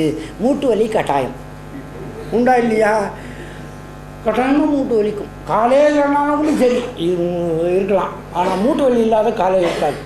சரி, இந்த மூட்டு வலியை தீர்க்கறது எப்படின்னு நபி மருத்துவத்தில் ஒன்று படித்தேங்க. அந்த கருஞ்சீரகத்தை நல்லா அரைச்சி, மைய அரைச்சி, தண்ணி போட்டு பேஸ்ட் மாதிரி அரைச்சி 2 பக்கமும் பூசிக்க வேண்டியது. 2 கால்லையும் முழுக்க பூசிக்கொள்ள வேண்டியது. வெள்ளை முட்டைக்கருவினுடைய வெள்ளை கரு இருக்குது இல்லையா, முட்டையினுடைய வெள்ளைக்கரு, அதை எடுத்து இது கொஞ்சம் உலர்ந்த உடனே அது மேலே ட்ரெஸ்ஸிங் பண்ணுற மாதிரி பூசி விட வேண்டியது. இப்படியும் பூசி விட்டால் கொஞ்சம் நேரத்தில், ஒரு 1/2 மணி நேரம், 1 மணி நேரம், 2 மணி நேரத்தில் அது உறிஞ்சி வந்து விடுகிறது அதுவாகவே. அப்புறம் காலை கழுவிட வேண்டியது. 3 நாள் செய்தால் போதும் என்று அதை படித்தேன். 3 நாள் நான் செய்தேன். 2 நாளாக இங்கே மேஜிக் காட்டிக்கிட்டு இருக்கிறேன் லண்டனில், என் காலை வச்சுக்கிட்டு. எனக்கு 63 வயது ஆகிவிட்டது, 64 வயது தொடங்கி விட்டது. ஒரு சேரை முன்னால் போட்டுற வேண்டியது, இங்கே நான் உட்காந்து வேண்டியது. அந்த கால் முனையை மட்டும் அந்த சேரில் வச்சுட்டு, நம்ம உமாமா, அவர் பேர் என்ன, உமாமாவா, அவர், இன்னும் அவரை விட குண்டாக இருக்கிற இன்னொரு தம்பி, எல்லாரையும் கால் மேலே உட்கார சொல்லி, கால் அப்படி நீட்டிக்கிட்டு உட்கார சொல்கிறேன். என் கால் மேலே அவங்க ஸ்டாண்ட் போட்டு ஜம்முன்னு உட்காந்துக்கிட்டு, அவர் பார்த்தீங்கன்னா தெரியும், உமாமா நல்ல இளைஞர், அவர் இந்த கால் மேலே உட்காந்துக்கிட்டு இருக்கிறாரு. எனக்கு வலிக்கவே இல்லை. இப்போ யோசித்து பாருங்கள், தெரிஞ்சுக்கிட்டதை ப்ராக்டிஸ் பண்ணிட்டேன் நான். இதுதான் பை சாய்ஸ். தெரிஞ்சுக்கிறதுக்கும் ப்ராக்டிஸ் பண்ணுறதுக்கும் தானே நான் வந்தேன். பிறப்பிலேயே இஸ்லாமியராக இருக்கிறவர் தெரிஞ்சுக்கிறதுலையும் கொஞ்சம் அலட்சியம், தெரிஞ்சுக்கிட்டாலும் அதை பின்பற்றுவதில் அதை விட கொஞ்சம் அதிக அலட்சியம், அப்படியே பின்பற்றிவிட்டாலும் அதை பிறருக்கு சொல்லுவதிலே ரொம்ப அலட்சியம், அப்படியே சொல்வது என்று போனாலும் மாற்றி மாற்றி சொல்லுவதிலே ஒரு லட்சிய பிடிப்பு. இப்படியே இருந்து கொண்டிருந்தால், அதை விட இந்த சாய்ஸில் வந்தவர்கள் வரும்போது நாங்கள் எதுக்கு தானே வந்திருக்கிறோம் இல்லையா? ஏதோ ஒரு விருந்துக்கு சும்மா ஒரு ஃபார்மாலிட்டிக்கு போனவருக்கும் பசியில் சாப்பிட போனவருக்கும் இருக்கிற வேறுபாடு இருக்கிறது பை சான்ஸுக்கும் பை சாய்ஸ் முஸ்லிமுக்கும். ஏன்னா எங்களுக்கு வேறு வழி இல்லை. கேட்குறாங்க சில பேர், இங்கேருந்து நீ எங்கே போவேன், இங்கேருந்து எங்கே போவேன், சில பேர் கேட்டுக்கிட்டே இருந்தாங்க. நான் பதில் சொல்லாமல் இருந்தேன். திருப்பி இந்த இன்டர்நெட்டுன்னு எவன் கண்டுபிடிச்சானோ, ஆயிரக்கணக்கான பக்கம் என்னை பற்றியே விமர்சனம் பண்ணிக்கிறாங்க. ஒரு பக்கம் விமர்சனம், அதுக்கு இன்னொருத்தர் பதில், அதுக்கு பதில். என்ன வேறு சில நண்பர்கள் என் பிள்ளையே கேட்டான், என்ன அப்படியே எழுதிக்கிட்டே இருக்கிறாங்க, நீ நெட்டே பார்க்க மாட்டேங்கிறேன்னு. நான் நெட்டு பார்க்காம இல்லைடா, விட்டு பார்க்குறேன். என்ன நடக்குதுங்கிறத நான் விட்டு பார்க்குறேன், நான் நெட்டே பார்க்குறேன்னு அவன் நினச்சிக்கிட்டு இருக்கிறான். ஆயிரக்கணக்கான பக்கங்கள் வருது, அதுக்கு பதில் வேறு வருது. இங்கேயே சேட்டலைட்டில் இந்த பக்கம் அடிச்சுக்கிறான், அந்த பக்கம் அடிச்சுக்கிறான். நமக்கு எனக்கு இல்லைன்னு தனியாக ஒதுங்கி கிடக்கிறேன். இதுக்கு பதில் சொல்லுன்னு என் பிள்ளைய கேட்டான். நானும் கொஞ்சம் பதிலெல்லாம் தயார் பண்ணி போட வேணான்னு சொல்லிட்டேன். பதிலெலாம் தயார் பண்ணிட்டேன், போட வேணான்னு சொல்லிட்டேன். ஏன்னா அந்த நேரத்தில் ஒரு ஹதீஸை தெரிஞ்சுக்கிட்டால் பயனுடையதாக இருக்கும்னு நான் நினைக்கிறேன். அந்த நேரத்தில் இறைவனிடத்தில் தொழுகை பண்ணால் நல்லா இருக்கும்னு நான் நினைக்கிறேன். அந்த நேரத்தில் ஒரு சூறாவை ஓதுனா நல்லா இருக்கும்னு நான் நினைக்கிறேன். ஏன்னா இப்பொழுது இந்த மார்க்கத்துக்கு வந்த பிறகு என்னை கேள்வி கேட்குறாங்க, இங்கேருந்து நீ அங்கே போவேன், இங்கேருந்து எங்கே போவேன், இன்ஷா அல்லாஹ் சொர்க்கத்துக்கு போவேன்.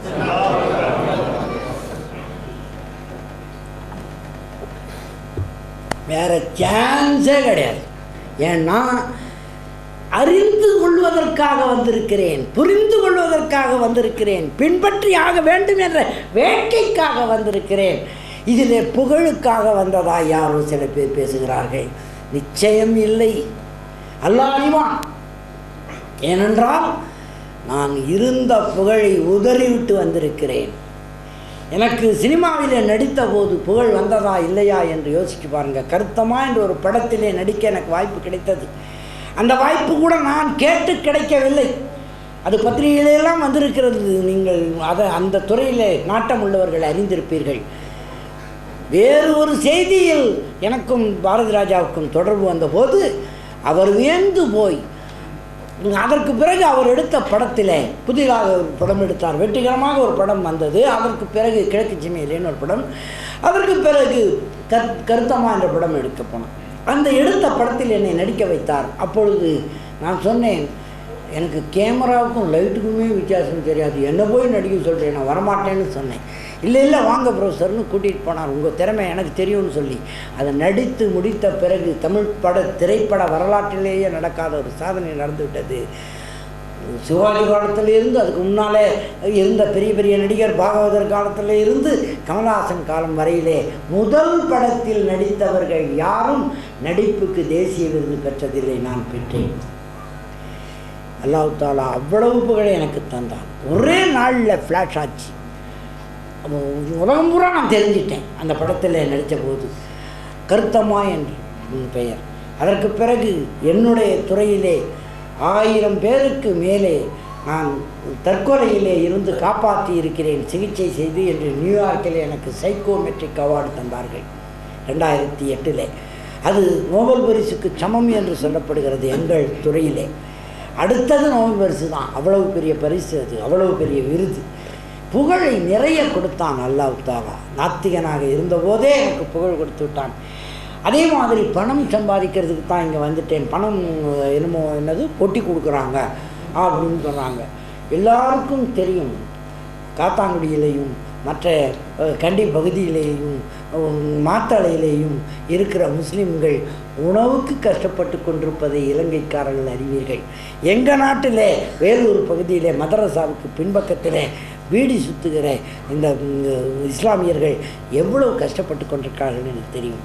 தமிழ்நாட்டின் பல பகுதிகளிலே இருந்து குவைத்துக்கும் சவுதிக்கும் சென்று ஒட்டகம் மேய்க்கிற தொழிலிலே இருந்து கஷ்டப்பட்டு கொண்டிருக்கிற இஸ்லாமியர்களை உங்களுக்கு தெரியும். அவங்களுக்கெல்லாம் கொடுக்காதவன் என்னை கூப்பிட்டு பொட்டி கொடுத்து வாடா இஸ்லாமுக்குன்னு கூப்பிடுவானா. இது ரொம்ப ஓவராக தெரியல. இதில் யாருக்கு என்ன லாபம்?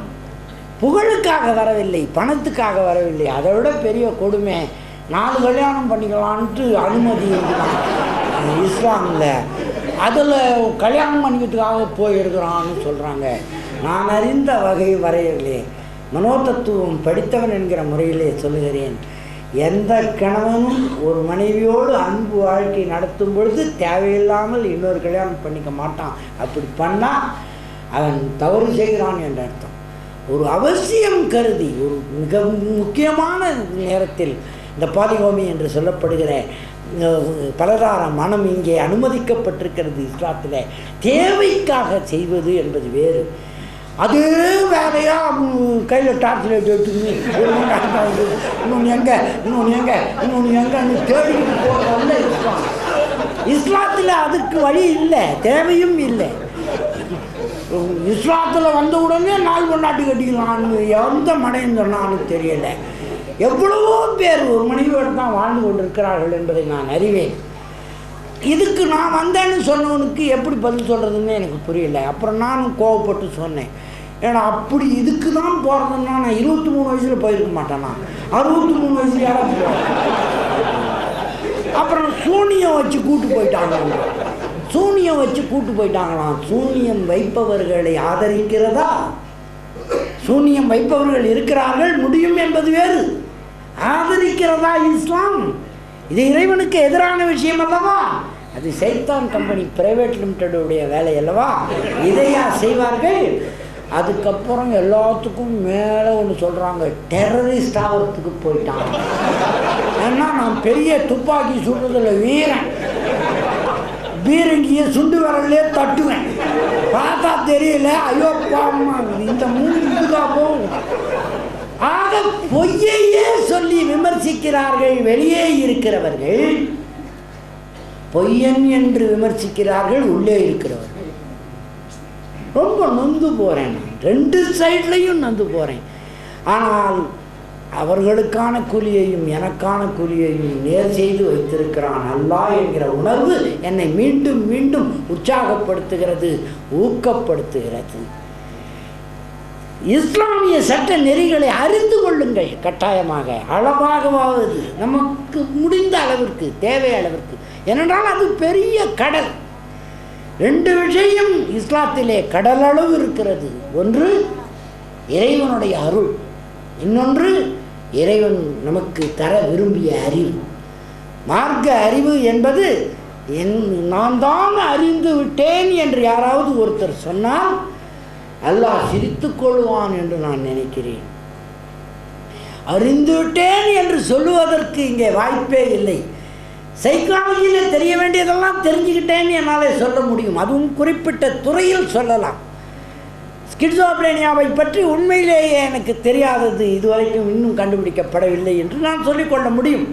அவ்வளவு ஆழமாய் தெரிந்து வைத்திருக்கிறேன், அனுபவப்பட்டிருக்கிறேன். ஆனால் இறைமார்க்க உணர்வு, அந்த மார்க்க அறிவை நான் எல்லாம் தெரிந்த ஏகாம்பரம் என்று சொல்லுவதற்கு யாருக்கும் அருகதை இல்லை. ஒரு வேடிக்கைக்காக ஒரு கதை சொல்லுகிறேன். எங்கள் ஊரில் ஏகாம்பரம்னு ஒருத்தர் இருந்தார், ஏகாம்பர ஐயர் அவர் பேர். அவருக்கு எல்லாம் தெரிஞ்ச ஏகாம்பர ஐயர்னு பேர் வச்சுட்டாங்க எங்கள் ஊரில். என்னடா காரணம்னா, எங்கள் ஊரில் பனைமரமே கிடையாது. யாழ்ப்பாணத்துலேயும் மற்ற இலங்கையிலையும் நீங்கள் பனைமரம் தவிர வேறு மரம் கிடையாது. எங்கள் ஊரில் பனைமரம் தான் இருக்குது இல்லையா? அங்கே எல்லாமே பனைமரம் தான். இங்கே நாங்களே பனைமரமாக இருக்கிறோம். அதனால் எங்களுக்கு வேறு எதுவும் கிடையாதுன்னு வச்சுங்களேன். சரி, அது போட்டோம். அந்த பனைமரமே இல்லாத ஒரு ஊரில் ஏதோ வேறு ஊருக்காரன் ஒருத்தன் பனம்பழம் தின்னுட்டு சப்பிக்கிட்டே இருந்து அந்த கொட்டையை எங்கள் ஊர் வயக்காட்டில் போட்டு போயிட்டான். எங்கள் ஊரில் நாங்கள் பனம்பழத்தையே பார்த்தது இல்லையா, பனங்கொட்டையே பார்த்தது இல்லையா. காலையில் வயலுக்கு போனவெல்லாம் பயந்துட்டான் பார்த்து. இது என்னான்னு தெரியலையே, திடீர்னு இங்கே வந்திருக்குதே, இது என்ன பூச்சோ, எந்த பக்கம் திரும்பி கடிக்குமோ தெரியல அப்படின்னு பயந்து டர்க்கி டவலில் போட்டு 4 பேர் பக்குன்னு அமுக்கி எல்லாம் தெரிஞ்ச ஏகாம்பரையர் தென்னையில் கொண்டு போய் போட்டு, ஐயா இது என்னான்னு தெரியல, உங்களுக்கு தான் தெரியும், பார்த்து சொல்லுங்கன்னா. அவருக்கு மட்டும் எப்படி தெரியும்? அவரும் தானே பனைமரத்தை பார்க்கல, அவரும் தான் பனங்கொட்டையை பார்க்கல. அவர் சும்மா பேரளவில் எல்லாம் தெரிஞ்ச ஏகாம்பரனாரை தவிர அவருக்கும் ஒன்றும் தெரியாது போல இருக்கு. அவர் இதை பார்த்துட்டு, இது தெரியலையாடா மட பசங்களா, இது பொச்சு பொச்சா இருக்குது இல்லை, முடியாக இருக்குது இல்லை, கரடி முட்டடா.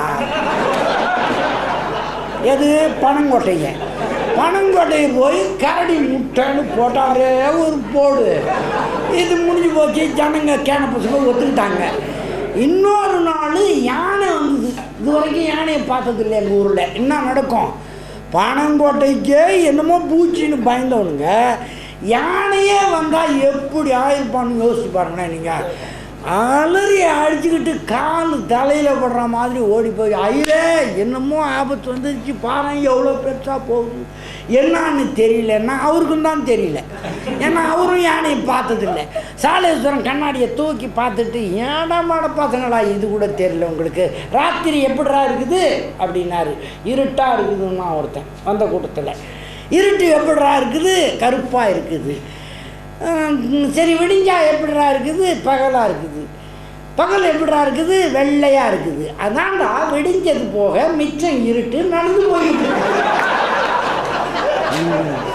விடிஞ்சது போக மிச்சம் இருக்கு நடந்து போயிட்டு போகுது. இதுதான் எல்லாம் தெரிஞ்ச Ekambara Iyer company private limited. உண்மையில் அவருக்கு தெரியலன்னு நமக்கு தெரியுது, ஆனால் மக்களுக்கு தெரியலையே. மார்க்க அறிவு பெற்றுவிட்டதாய் மார்த்தட்டுகிறவர்கள் இப்படிப்பட்டவர்கள் தான். எல்லாம் தெரிஞ்ச ஏகாம்பரங்களாய் மார்க்க அறிவில் இருக்க முடியாது. ஏனென்றால் ஷரியத்துகளை அறிந்து கொள்ளுவதற்கு அரேபியா முழுக்க ஆராய்ச்சி நடந்து கொண்டிருக்கிறது, கரை காண முடியவில்லை. ஹதீஸுகளில் தொகுத்தவர்கள் பட்ட பாடு நினைத்து பார்க்க முடியாத அளவிற்கு கஷ்டப்பட்டு அவர்கள் தொகுத்திருக்கிறார்கள்.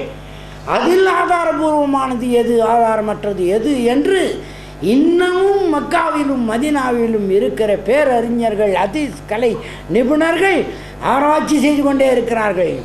மதனி என்று சொல்லப்படுகிறவர்கள் எல்லாம் மதினாவிலே இந்த ஆராய்ச்சியிலே ஈடுபட்டு வெற்றி பெற்று பட்டம் பெற்றவர்கள்.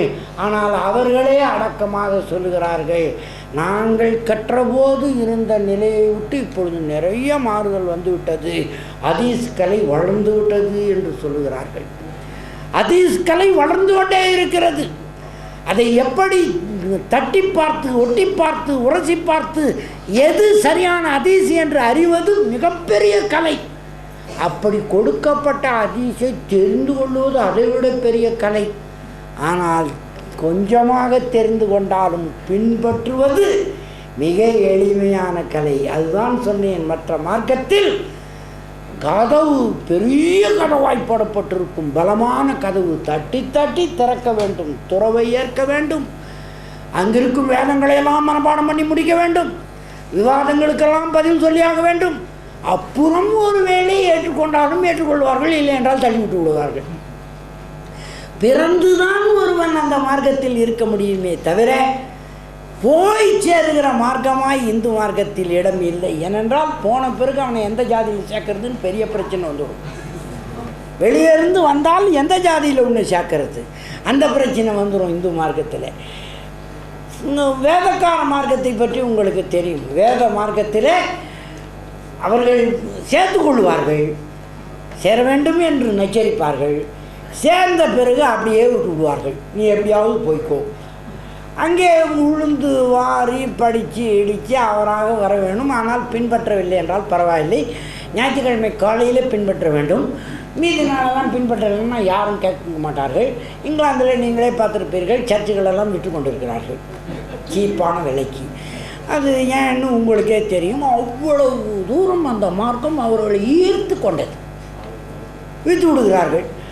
இது எல்லா நாட்டிலையும் நடக்குது. அமெரிக்காவில் சொல்லவே வேண்டியதில்லை. அது ஒரு கேளிக்கைக்கு சாயந்தரம், அதாவது சனிக்கிழமை ராத்திரி 12 மணி வரைக்கும் தண்ணி அடிக்கணும், 1 மணிக்கு மேலே வீட்டுக்கு போகணும், 2 மணிக்கு 3 மணிக்கு தூங்கணும், காலையில் எழுந்து ராத்திரி தண்ணி அடித்ததுக்கு பாவ மன்னிப்பு கேட்டுட்டு திரும்பி வந்துடணும்.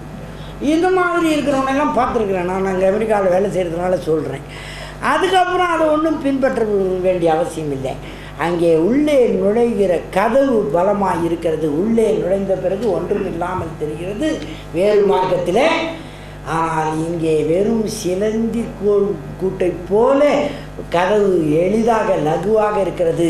கலிமா சொல்லிவிட்டால் உள்ளே நீங்கள் நுழைந்து விடலாம், கலிமா சொல்லிவிட்டால் நீங்கள் நுழைந்து விடலாம்.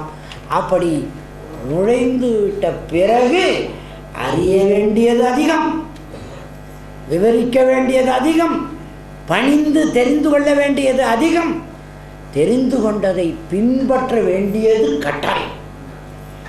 ஆக எதற்காக கற்றுக்கொள்வது, எதற்காக கற்றுக்கொள்வது என்றால் வேறு எதற்கும் இல்லை, பெருமைக்காக இல்லை, புகழுக்காக ஒருவன் இஸ்லாமியனாக இருக்க வேண்டியதில்லை, தன் திறமையை வெளிப்படுத்த ஒருவன் இஸ்லாமியனாக வேண்டியதில்லை. இறைவனை நேசிப்பதற்கும் இறைவனால் ஏற்றுக்கொள்ளப்படுவதற்கும் நரக நெருப்பிலே இருந்து தப்பிப்பதற்கும் சுவனத்தில் புகுவதற்கும் எல்லாவற்றையும் விட இந்த இம்மை துனியாவிலே, இம்மை வாழ்க்கையிலே மிக நெருங்கிய உறவினர்களாய் எல்லோரும் மூமின்களும் மற்றவர்களையும் அரவணைத்து வாழுகிற ஒரு இன்பமயமான வாழ்க்கை, இயல்பான வாழ்க்கை, ஐயா அவர்கள் தெரிவித்தார்களே, இவ்வளவு சிக்கல் இருக்கிறது. அவர் சொல்லிக் கொண்டிருக்கும்போது நான் கூட கேட்டுக்கொண்டே இருந்தேன். ரொம்ப பெசிமிஸ்டிக்காக பேசுகிறாங்களே, ஒரே குறைபாடுகளாக உதாகாரமாக காட்டுறாங்களே, எல்லாருமே என்னடா வாழ்க்கை இதுன்னு நினச்சிடுற மாதிரி சொல்கிறார்களே, தீர்வே இல்லையோ அப்படின்னு நினைக்கும்போது சரியாக முடித்தார்கள். தீர்வு உலகம் இஸ்லாமியமயமாக வேண்டும், அவ்வளோதான்.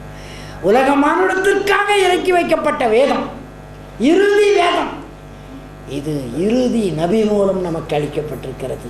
அந்த இறுதி நபி நம்மையெல்லாம் வழி நடத்துகிற சுன்னத்தான வாழ்க்கையை வாழ்ந்து காட்டி திருக்குரானை வாழ்க்கையில் மொழிபெயர்த்து காட்டியவர். அந்த வழிமுறைகளை அறிந்து பின்பற்றி பிறருக்கும் எத்தி வைத்து அதன் சுகங்களை அனுபவித்து இம்மை நலத்தை சரியாய் சொல்ல வேண்டுமென்றால் கையை கழுவுவதிலே இருந்து வெளிக்கு போன கழுவுவதிலே இருந்து ஒரு நாட்டை ஆளுகிற வரை எதையும் சொல்லாமல் விடாத ஒரு வழிமுறை இஸ்லாத்தில் இருப்பதை நீங்கள் அறிவீர்கள். எதற்கும் அதுதான் தீர்வு.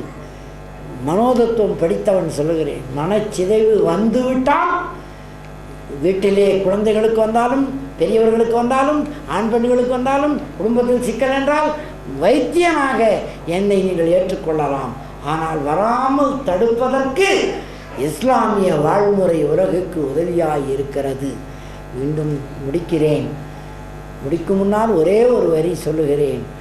பை சான்ஸ் வந்த நீங்கள், உங்களுக்கு சாய்ஸ் இருக்கிறது, பின்பற்றலாம் பின்பற்றாமல் இருக்கலாம் என்று இருக்கிறீர்கள்.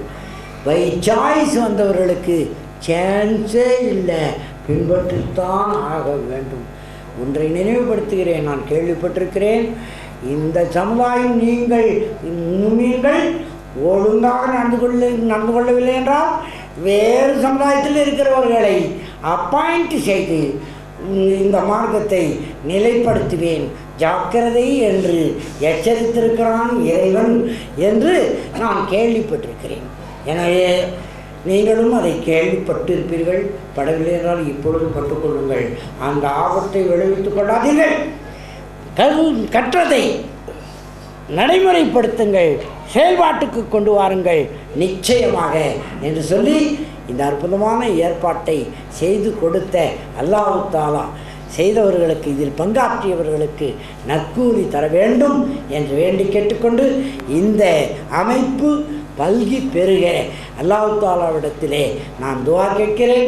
அதே நேரத்தில் நம்முடைய மனித முயற்சியில் இவ்வளவு பெரிய நிகழ்வுகளை நடத்துகிறவர்களை ஊக்கப்படுத்துகிற வகையில் ஐயா கேட்டது போல நீங்கள் செயல்பட வேண்டும் என்று கேட்டு இந்த உங்களுக்கெல்லாம் நன்றி பாராட்டி அல்லாஹ் தஆலாவுக்கு நன்றி தெரிவித்து துஆ செய்து முடிக்கிறேன். அஸ்ஸலாமு அலைக்கும்.